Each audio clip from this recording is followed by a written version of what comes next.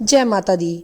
चैत्र मास की प्रातः बेला में आप सबका स्वागत है। इस समय हम सुंदर भगवान श्री रामचंद्र जी का जीवन चरित्र श्रवण कर रहे हैं इन चैत्र मास की कथा श्रृंखला में, क्योंकि हमारे शास्त्रों में बताया गया है कि विशेष रूप से चैत्र मास और माघ मास में भगवान श्री रामचंद्र जी के जीवन चरित्र रामायण का श्रवण करने से मनुष्य अनंत पुण्य फल को प्राप्त करता है, अपनी सभी मनोवांछित कामनाओं की पूर्ति करता है, सब प्रकार के धर्म, अर्थ, काम और मोक्ष को प्राप्त कर लेता है।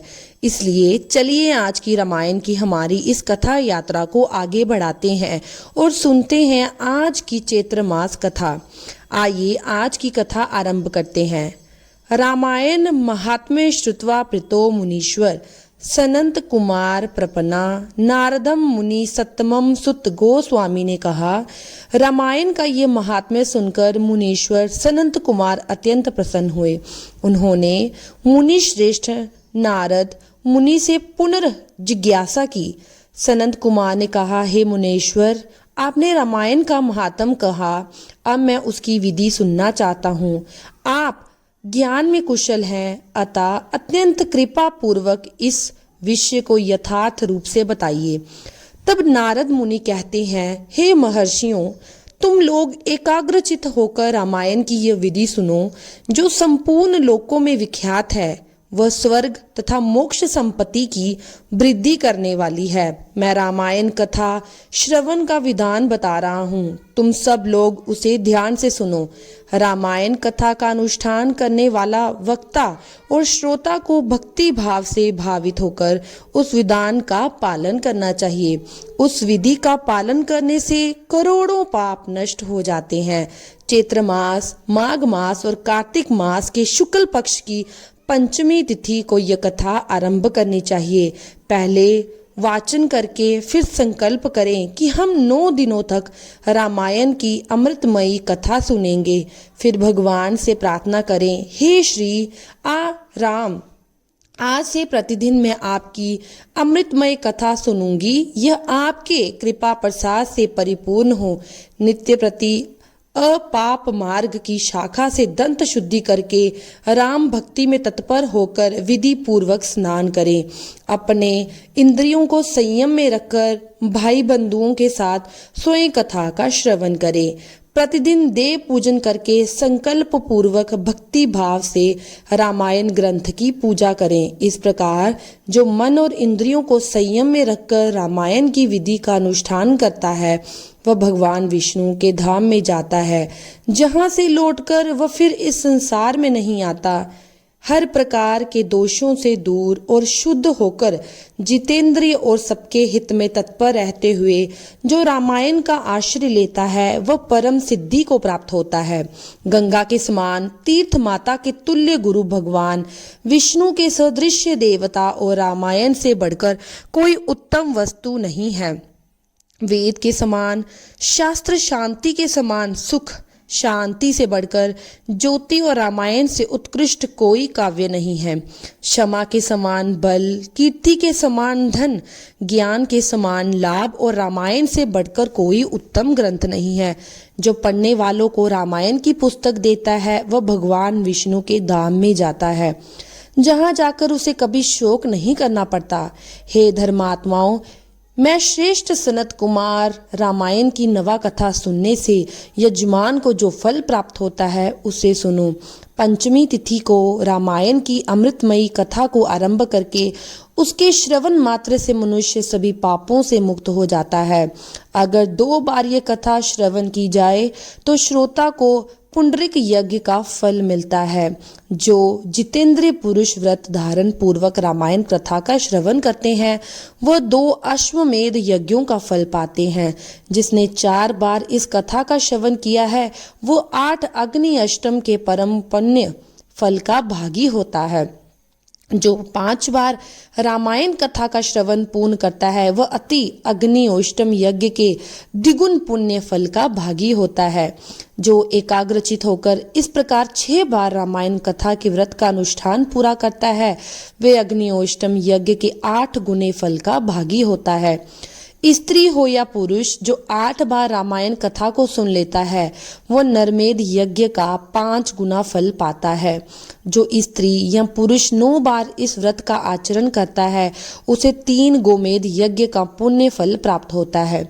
जो पुरुष शांत चित्त और जितेंद्रिय होकर रामायण यज्ञ का अनुष्ठान करता है वह उस परम आनंदम धाम में जाता है जहां जाकर उसे कभी शोक नहीं करना पड़ता। जो प्रतिदिन रामायण का पाठ अथवा श्रवण करता है, गंगा में नहाता है, धर्म मार्ग का उपदेश देता है, ऐसे लोग संसार सागर से मुक्त हो जाते हैं और उसमें कोई संशय नहीं। हे महात्माओं, यतियों, ब्रह्मचारियों, पवीरों को भी रामायण की नवह कथा सुननी चाहिए। राम कथा को अत्यंत भक्ति पूर्वक सुनकर मनुष्य महान तेज से उद्दीपित हो उठता है और ब्रह्मलोक में जाकर वही आनंद का अनुभव करता है। इसलिए हे विपेंद्रगण, आप लोग रामायण की अमृतमय कथा सुनिए। श्रोताओं के लिए ये सर्वोत्तम श्रवणीय वस्तु है और पवित्रों में भी परम उत्तम है। दुस्वप्न को नष्ट करने वाली ये कथा धन्य है, इसे प्रयत्न पूर्वक सुनना चाहिए। जो मनुष्य श्रद्धा युक्त होकर इसका एक श्लोक या आधा श्लोक भी पढ़ता है या सुन लेता है वह तत्काल ही करोड़ों उपपातकों से छुटकारा पा जाता है। ये गुह से भी गुहतम वस्तु है। भगवान श्री राम के मंदिर में अथवा किसी पुण्य क्षेत्र में सत्पुरुषों की सभा में रामायण का प्रवचन करना चाहिए। जो ब्रह्मदोही पाखंड पूर्ण आचार में तत्पर और लोगों की ठगने वाली प्रवृत्ति से युक्त है उन्हें ये परम उत्तम कथा नहीं सुनानी चाहिए।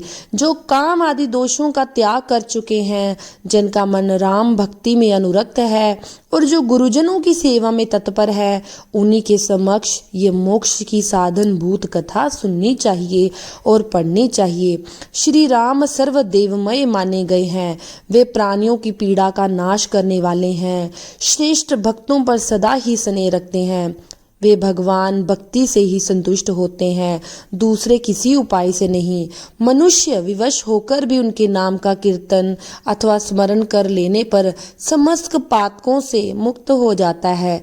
जिस मनुष्य की श्री राम रस में प्रीति और भक्ति है वही संपूर्ण शास्त्रों के अर्थ ज्ञान में निपुण और कृतकृत है। हे ब्राह्मणों, उसी की उपार्जित की हुई तपस्या पवित्र, सत्य और सफल है, क्योंकि राम रस में प्रीति हुए बिना रामायण के अर्थ श्रवण में प्रेम नहीं आता। अगर प्रभु श्री राम के प्रति प्रेम और भक्ति नहीं है तो रामायण में भी वह रस का अनुभव नहीं होगा। रामायण की इस अमृतमयी कथा का नवा श्रवण करना चाहिए। जो महात्मा ऐसा करते हैं वे कृतज्ञ हैं। उन्हें प्रतिदिन मेरा बारंबार नमस्कार है। केवल श्री राम नाम ही मेरा जीवन है। कलयुग में और किसी उपाय से जीवों की संतति नहीं होती और नहीं होती। महात्मा नारद मुनि के द्वारा इस प्रकार ज्ञान उपदेश पाकर सनत कुमार जी को तत्काल ही परम आनंद की प्राप्ति हुई। इसलिए हे विप्रवर, तुम सब लोग रामायण की इस अमृतमय कथा को सुनिए। ऐसा करने से आपके समस्त पाप से आप मुक्त हो जाएंगे। इस महान काव्य को सुनकर जो वाचक की पूजा करता है उस पर लक्ष्मी सहित भगवान विष्णु प्रसन्न होते हैं और वाचक के प्रसन्न होने पर ब्रह्मा, विष्णु, महादेव जी प्रसन्न होते हैं। इस विषय में कोई अन्यथा विचार नहीं करना चाहिए। रामायण के वाचक को अपने वैभव के अनुसार गोदान, वस्त्र, सुवर्ण और रामायण की पुस्तक आदि वस्तुएं दान की करनी चाहिए। उस दान का पुण्य फल बहुत होता है। उस दाता को ग्रह तथा भूत बेताल आदि कभी बाधा नहीं पहुंचाते। श्री राम चरित्र का श्रवण करने पर श्रोता के संपूर्ण श्रेय की वृद्धि होती है। उसे ना तो अग्नि की बाधा प्राप्त होती है, न कोई चोरी का भय सताता है। इस जन्म में उपार्जित किए हुए समस्त पापों से तत्काल मोक्ष प्राप्त होता है और शरीर का अंत होने पर अपनी 7 पीढ़ियों के साथ वो मनुष्य भागी बनता है पुण्य का। यह रामायण आदि काव्य है, संपूर्ण वेदों की सम्मति के अनुकूल है। इसके द्वारा समस्त पापों का निवारण होता है। अगर आपको मेरी वीडियो पसंद आती है तो मेरे चैनल को लाइक, शेयर और सब्सक्राइब जरूर कीजिए। मैं डेली बेसिस पर इसी तरह की चैत्र मास की, जैसे आज दूसरा अध्याय हुआ, कल मैं तीसरा सुबह सुबह अपलोड करूंगी। मेरे चैनल को लाइक शेयर जरूर कीजिए।